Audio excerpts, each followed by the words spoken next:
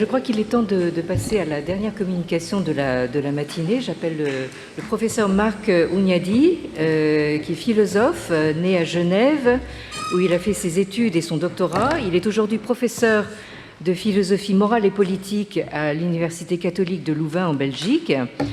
Il est professeur associé à l'Institut des mines télécom de Paris, membre de plusieurs comités d'éthique, Orange par exemple, théoricien critique de la société. Il a travaillé 2 ans auprès de Jürgen Habermas à la fin des années 80 et traduit 2 de ses livres, mais aussi théoricien de la confiance. Il porte aujourd'hui sous la menace du devenir cybernétique de l'esprit l'idée d'une déclaration universelle des droits de l'esprit humain.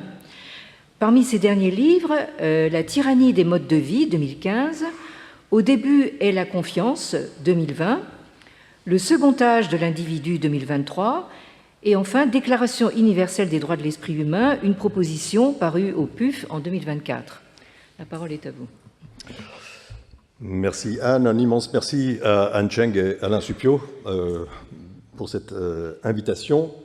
Je crois qu'il faut prendre très au sérieux l'affirmation de Daniel Andler dans son livre « Intelligence artificielle, intelligence humaine, la double énigme », selon laquelle la cybernétique est le creuset et la matrice du numérique et de l'IA. Je crois toutefois que lui-même n'a pas anticipé toutes les conséquences de longue portée de son propre constat.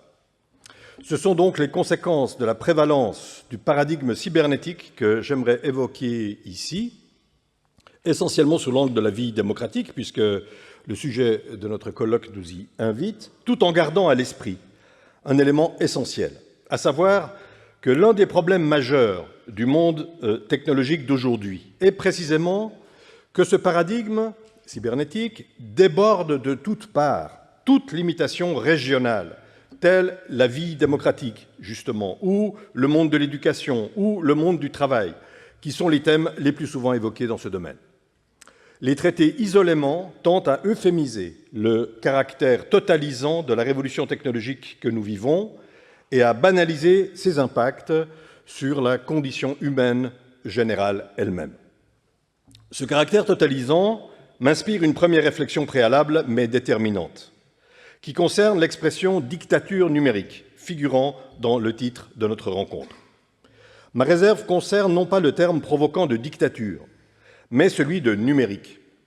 Ce mot me semble en réalité désormais obsolète, eu égard au caractère holiste de l'emprise technologique.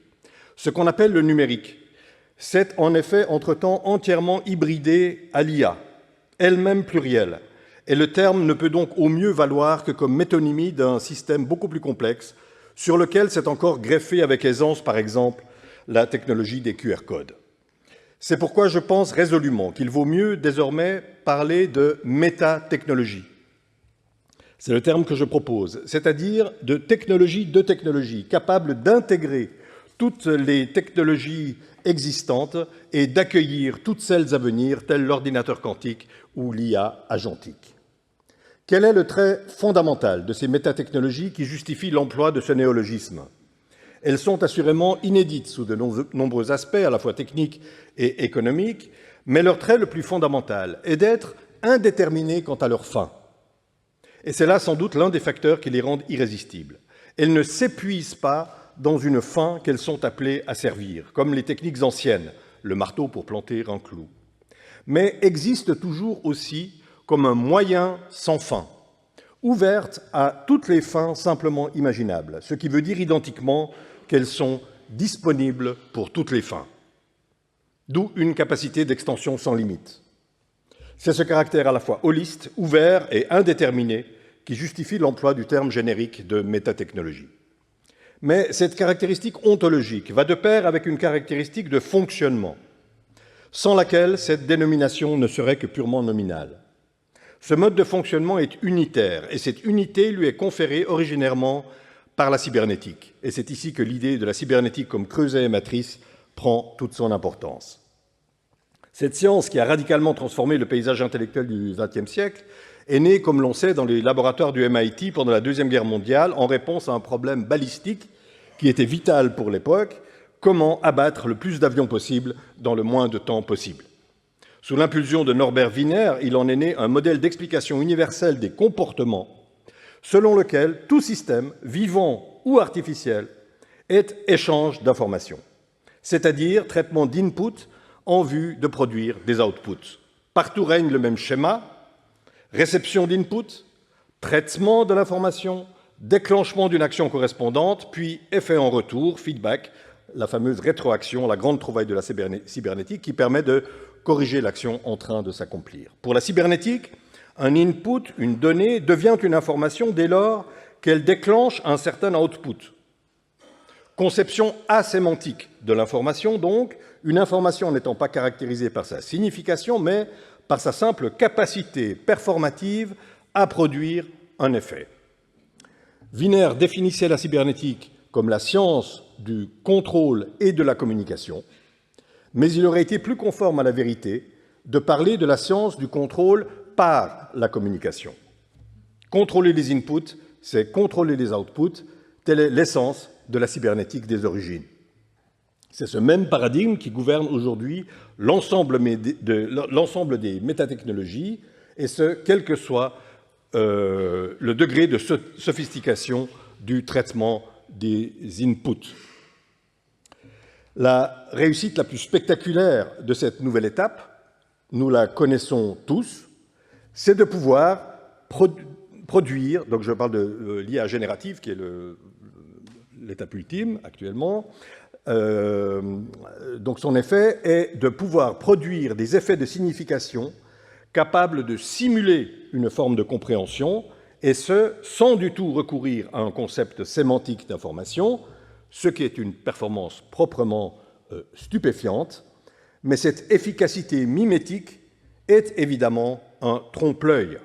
Il n'y a pas plus de compréhension chez ChatGPT que dans le système cybernétique de défense antiaérienne de Wiener. La prévalence du paradigme cybernétique dans les métatechnologies a désormais acquis une portée sociale, sociétale et anthropologique qui est, à mon sens, largement sous-estimée dans la population, y compris celle des chercheurs. Car dans un monde progressivement colonisé par les métatechnologies, devenues interfaces obligées, les individus que nous sommes sont toujours davantage mis en position, précisément, de simplement traiter des données, de réagir aux écrans, de suivre des process, de cliquer ici ou là. Bref, nous sommes toujours davantage placés en position d'opérateurs cybernétiques. Pour agir dans le monde, nous devons d'abord obéir à des machines et à leurs injonctions. Tout nous porte donc, et je dirais même tout nous oblige à nous comporter en acteurs cybernétiques et à adopter les savoir-faire afférents. À monde cybernétique, existence cybernétique. Et c'est précisément ce qui est essentiel pour comprendre la portée totalisante des métatechnologies. Ce qui est imposé à travers elles est bien une forme d'existence et pas seulement une forme de pensée. On insiste beaucoup aujourd'hui sur les risques cognitifs liés au commerce permanent avec les écrans, troubles de l'attention, perte de compétences, appauvrissement du comportement mental, comme dit Serge Tisseron. Mais s'en remettre en permanence à des machines induit d'abord un type de comportement, secondairement une manière de penser. Or, cette forme d'existence qui nous est ainsi imposée transcende les différences culturelles, par exemple, entre la Chine et le monde occidental.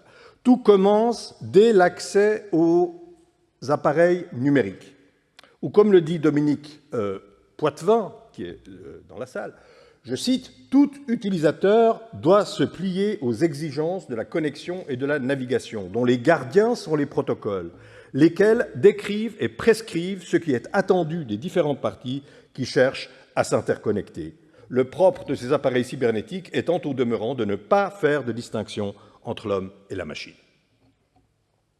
Voyez par exemple les Smart Cities, ces villes ultra connectées, célébrées depuis des années comme l'avenir radieux de l'urbanisme. Elles ne visent pas tant à contrôler nos pensées qu'à monitorer nos comportements, sans que nous ayons besoin d'y penser précisément. Cette prise en charge de toutes les actions quotidiennes, personnelles et professionnelles, aucune technologie n'avait eu l'intention, encore moins la capacité, de la réaliser à ce jour. Les métatechnologies le peuvent, elles le font et tendent de plus en plus à le faire. Cette forme cybernétique d'existence s'impose à nous avec la force irrésistible d'une tenaille dont les deux mâchoires sont tenues par la main de l'économie. L'une de ces mâchoires est la face subjective de l'extension des métatechnologies, à savoir la force d'attachement libidinal qu'elles suscitent chez les individus. De par leur caractère pratique et intuitif, elles suscitent une adhésion affective, et cela bien au-delà des simples actes de consommation, qui est le moteur subjectif de leur extension. Cette libidinalité native abolit toutes les résistances que par ailleurs chacun pourrait intellectuellement leur opposer. L'autre mâchoire de la tenaille est celle objective de la rationalisation fonctionnelle que permettent les métatechnologies, à tous les étages du système. Optimiser le fonctionnement, réduire les coûts, limiter les erreurs, etc. Du point de vue des acteurs systémiques, la métatechnologisation n'a que des avantages fonctionnels. Et les pertes en termes de déshumanisation ne sont que de peu de poids face à l'évidence des bénéfices économiques ainsi réalisés. Car ces deux mâchoires sont tenues par l'économie qui agit sur chacune d'entre elles, sur la mâchoire subjective en exploitant par tous les moyens la libidinalité des usagers, sur la mâchoire objective en faisant valoir tous les gains mesurables. Telles sont donc les deux mâchoires de la tenaille métatechnologique. L'utilisateur, pressé d'être satisfait, s'y plie par commodité, et le système, pressé de se satisfaire, s'y plie par intérêt, conduisant irrésistiblement à la cybernétisation de notre forme d'existence.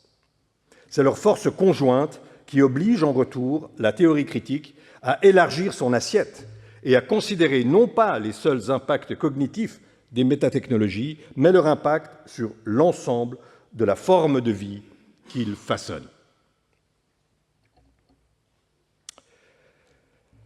Pour appréhender en profondeur la portée politique des métatechnologies et leur impact sur la démocratie, il est par conséquent nécessaire, à mon sens, d'opérer le même élargissement d'assiette et de s'intéresser non pas aux seules distorsions et manipulations cognitives dont les métatechnologies sont l'outil, en termes de manipulation, de fake news ou d'idéologie, mais aux comportements qu'elles induisent. Il s'agit de s'intéresser non pas tant à ce que les utilisateurs disent ou à ce qui leur est dit, mais à ce qu'ils font et sont encouragés à faire. Car quel est le type de comportement politique induit par cette cybernétisation générale de notre monde vécu? Comment se traduit dans l'espace public ce rôle d'opérateur cybernétique que les individus sont toujours davantage amenés à endosser dans leurs existences? D'une manière générale, on peut dire que le modèle cybernétique de comportement consolide la figure contemporaine du sujet libidinal, lequel tend à traiter les données qu'il gère en fonction de la satisfaction immédiate qu'il y trouve. Qu'est-ce que le sujet libidinal?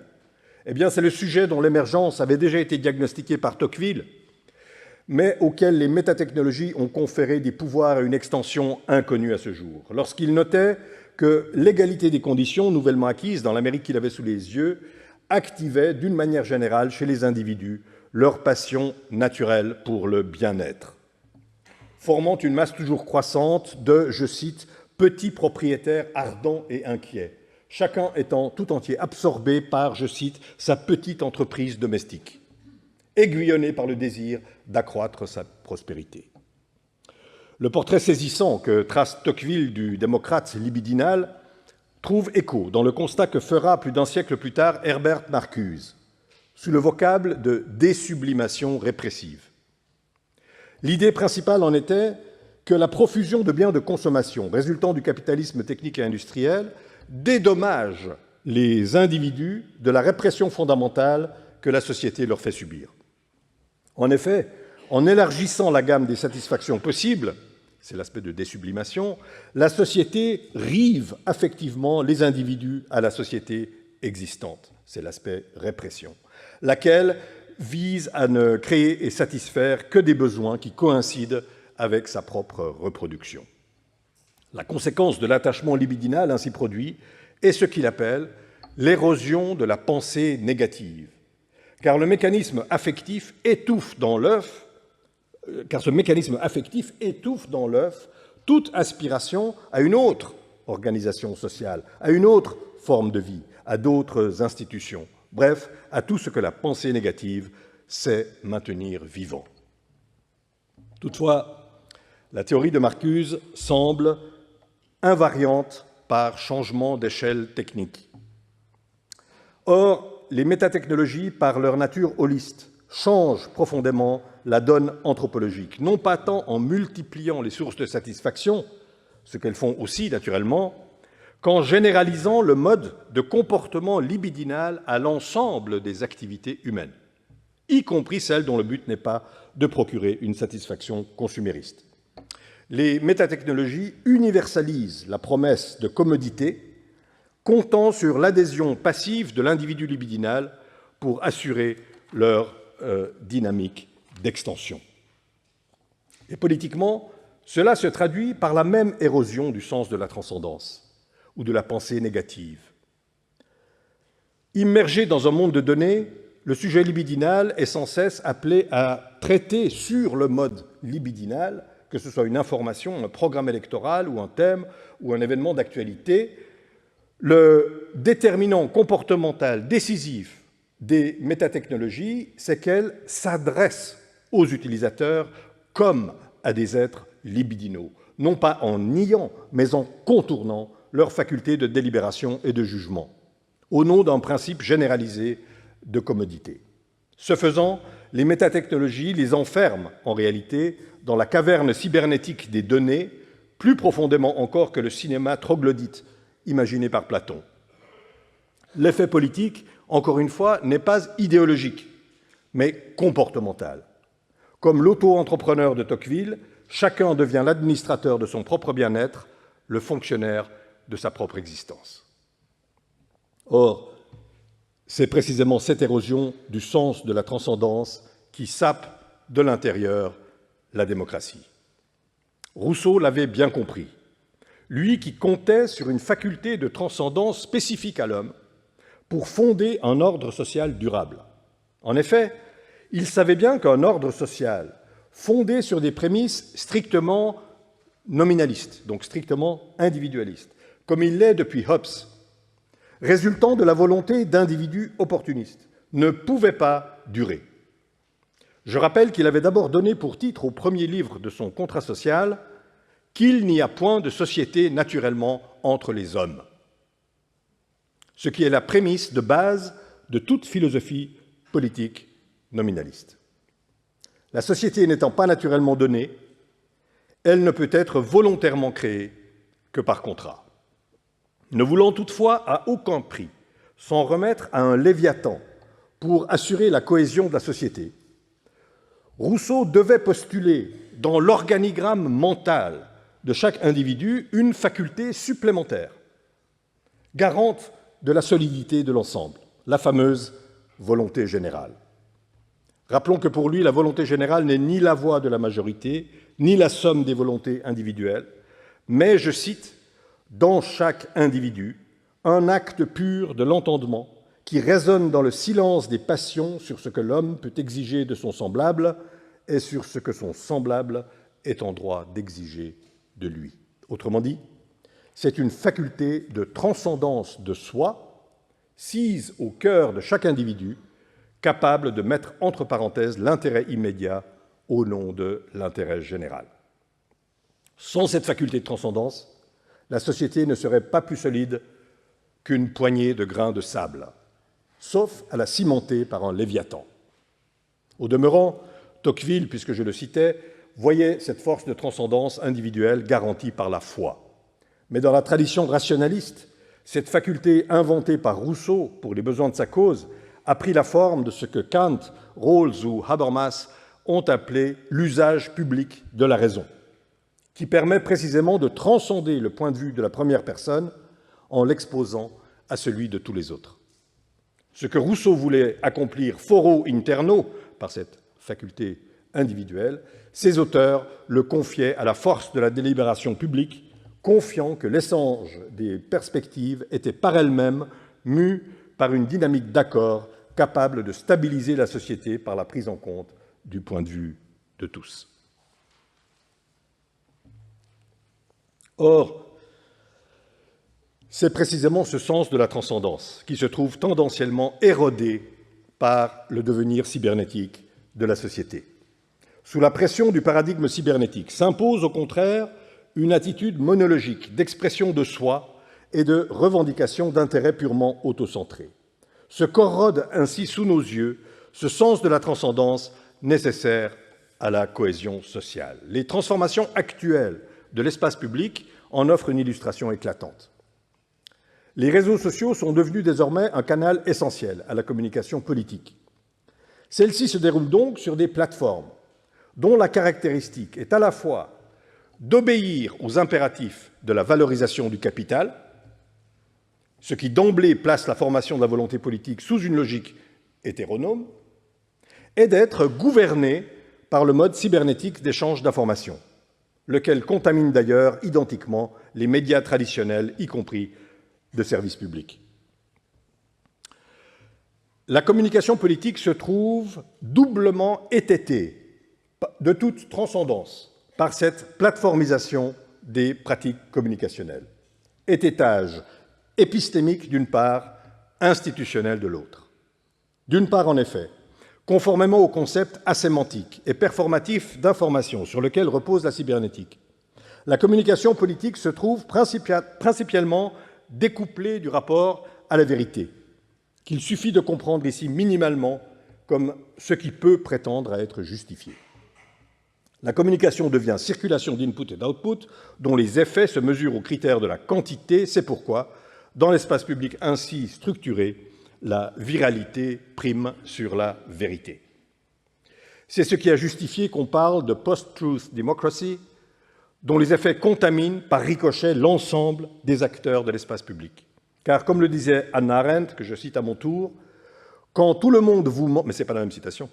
« Quand tout le monde vous ment en permanence, le résultat n'est pas que vous croyez ces mensonges, mais que plus personne ne croit plus en rien. » La seule nuance à apporter à cette pensée est qu'il n'y a plus besoin que tout le monde mente effectivement en permanence pour détruire la croyance en l'idée de vérité. Il suffit que la communication soit techniquement neutralisée par rapport à l'idée de vérité, qu'on dise la vérité ou pas. De ce fait, coupée de sa dimension épistémique, la communication politique sert à un autre but. Non plus s'accorder tant bien que mal, comme l'exige le principe de la résolution symbolique des conflits, mais simplement s'exprimer. Toute fonction épistémique, constructive ou émancipatrice de la communication est écartée au profit de la simple affirmation libidinale et identitaire de soi. Comme pour les assaillants du Capitole le 6 janvier 2021, le désir doit faire loi. De manière analogue, les penseurs de la constellation néo-réactionnaire étudiée par Miranda considèrent d'une manière générale, et c'est cette attitude stupéfiante qui est stupéfiante, plutôt que la teneur même de ce qu'ils disent, c'est cette attitude qui me semble essentielle, c'est-à-dire ils considèrent qu'ils n'ont pas à convaincre. Confiants dans le destin métatechnologique du monde qu'ils contribuent par ailleurs éminemment à faire advenir, ils se dédouanent de tout besoin de justification. D'autre part, et de manière corollaire, l'espace public, structuré autour de la communication numérique par plateforme interposée, ne joue plus un rôle institutionnel de médiation, qui servirait en quelque sorte de premier filtre pour intégrer une opinion publique d'abord kaléidoscopique dans des procédures démocratiques aboutissant finalement à une décision institutionnalisée. La communication sur les réseaux sociaux sert majoritairement à alimenter les réseaux sociaux eux-mêmes et les plateformes qui les mettent à disposition, indépendamment de toute visée institutionnelle, si ce n'est sans doute à délégitimer par ricochet les institutions elles-mêmes, au motif qu'elles sont toujours trop éloignées de ce que les gens pensent vraiment. En d'autres termes, la communication politique, gouvernée par le paradigme cybernétique, se trouve à la fois étêté de la transcendance intérieure qui fait signe vers l'entente comme projet démocratique et étêté de sa transcendance extérieure ou institutionnelle. Mais ce qui me semble essentiel, c'est que cette double perte, propre à ce mode dérationalisé de communication, corrode non pas directement les institutions démocratiques elles-mêmes, puisque l'on voit bien que formellement, elles tiennent le coup, pour l'instant, malgré les assauts répétés d'un Trump, par exemple, mais qu'elles corrodent ce qui est à la fois leur condition de possibilité la plus élémentaire et leur raison d'être, à savoir la disposition à la recherche coopérative de la vérité. Autrement dit encore, la disposition à s'entendre. Disposition, au demeurant, que mettent magnifiquement en scène les hémicycles de toutes nos démocraties. Ce sont moins les institutions démocratiques elles-mêmes qui sont ainsi attaquées que les présuppositions qui justifient leur existence, ce qui me semble en réalité bien plus grave. Mais encore une fois, cet étêtement qui touche les pratiques de la formation de la volonté citoyenne n'est que l'expression politique de ce que l'écosystème métatechnologique impose par ailleurs sur toute la surface de notre monde vécu. La cybernétisation du monde signifie d'une manière générale sa détranscendantalisation par la technique qui donne libre cours à la figure du sujet libidinal. Mais dans ces conditions, une question se pose, qui déborde et englobe le cadre politique qui vient d'être évoqué. Si le paradigme cybernétique tend, par sa nature holiste, à s'appliquer à tous les domaines de l'existence sociale et individuelle, imposant partout sa logique immanente du traitement des données et sapant par là toute transcendance, à qui incombera désormais le fardeau de l'intégration sociale? Si la cybernétisation du monde élimine partout, comme le diagnostique un Byung-Chul Han, la négativité au profit de son régime maflu de positivité des données, s'il évince ce que les psychanalystes appellent le tiers symbolique, ou ce qu'Alain Supiot, dans son domaine, appelle le règne de la loi, qui alors assumera l'intégration sociale des individus dans le tout qui les précède? La réponse à cette question est comprise dans ce qui la rend désormais nécessaire, à savoir le déploiement des métatechnologies comprises non comme un ensemble d'outils, mais comme technologie du rapport au monde. L'assiette originaire du paradigme cybernétique qui les gouverne est comportementale. C'est pourquoi leur déploiement effectif affecte ou est susceptible d'affecter l'ensemble des comportements humains. En conséquence, ce qui se dessine là, c'est l'horizon d'une société dont les membres seraient intégrés par la technique, à l'image de ce qui se passe déjà sur les plateformes de streaming, telles Netflix ou Spotify par exemple, lesquelles pourraient bien offrir en petit l'image de la future société cybernétique. La seule chose que ces individus y partagent, c'est l'acte de consommation qui les a fait s'abonner à la plateforme, les garantissant dans leur jouissance privée. Le reste est pris en charge par la technique. Je note au passage que même élargi à l'ensemble du comportement, même élargi par hypothèse à l'ensemble du fonctionnement social, ce système de satisfaction automatisée pourrait s'installer dans le parfait respect des droits et libertés individuels. Ceci ne constitue donc en rien un rempart possible contre la cybernétisation de l'esprit. Les métatechnologies seraient donc en train d'accomplir le rêve paradoxal d'une communauté nominaliste d'individus intégrés par la seule technique. Celle-ci prendrait donc le relais de la volonté générale rousseauiste ou de la raison publique kantienne et s'y substituerait. Elle absorberait tout élément de transcendance en lui substituant partout un fonctionnement désymbolisé, homogène, paramétré en fonction de critères ingénieriaux. On notera que ce technosolutionnisme politique bénéficie déjà d'une adhésion passive étonnamment forte. Si l'on en croit les données du World Values Survey, qui montrent qu'en Europe, 56% des citoyennes et citoyens pensent que les décisions devraient être prises par des experts techniciens plutôt que par les politiques. ce pourcentage passant à 80% à l'Est. S'il ne faut assurément pas surinterpréter ces chiffres, ils ne veulent pas dire, par exemple, que les citoyennes veulent renoncer aux élections. Ils s'inscrivent néanmoins dans cette tendance lourde à la dépolitisation du politique qu'alimente la technologisation du monde et le technosolutionnisme ambiant qui en est l'émanation idéologique. Mais encore une fois, ce que notre colloque appelle la dictature numérique ne s'arrête pas aux frontières du politique, si tant est qu'elle en est. En s'imposant comme technologie du rapport au monde, les métatechnologies réorganisent en profondeur la vie psychique, en remplaçant partout où cela est possible la relation symbolique au tiers par une relation technique binaire. Tout se passe aujourd'hui comme si les figures pétrifiées des autorités traditionnelles, les anciens schémas de verticalité, contestés, récusés, laissaient silencieusement place à l'autorité désymbolisée et opérant sur le mode naturel d'une technique anonyme paramétrée par d'autres. La place du grand autre, comme disent les psychanalystes, serait occupée par la technique et par son pouvoir binaire de normer des comportements, de sorte que s'installerait à bas bruit une économie psychique de la docilité, dont les ressorts sont moins l'éducation, la confrontation et le devenir sujet dans un univers symbolique que la programmation, l'adaptation et la maîtrise technique. L'avènement d'une communauté nominaliste d'individus intégrés par la technique, la tendance au gouvernement d'experts, l'avènement d'une économie psychique de la docilité, tout cela illustre ce que j'appelle le devenir cybernétique de l'esprit, et qui constitue, à mes yeux, la vraie dictature numérique, laquelle agit à la source même des comportements humains. Tous ces phénomènes de grande ampleur résultent de la prévalence du paradigme cybernétique dans la médiation technique au monde. Or, on ne peut lutter contre la prévalence d'un paradigme avec les outils qui sont taillés à la mesure de ce paradigme, tels les droits et libertés individuels. On ne luttera pas contre la cybernétisation du monde en ajoutant un droit individuel au catalogue des droits humains.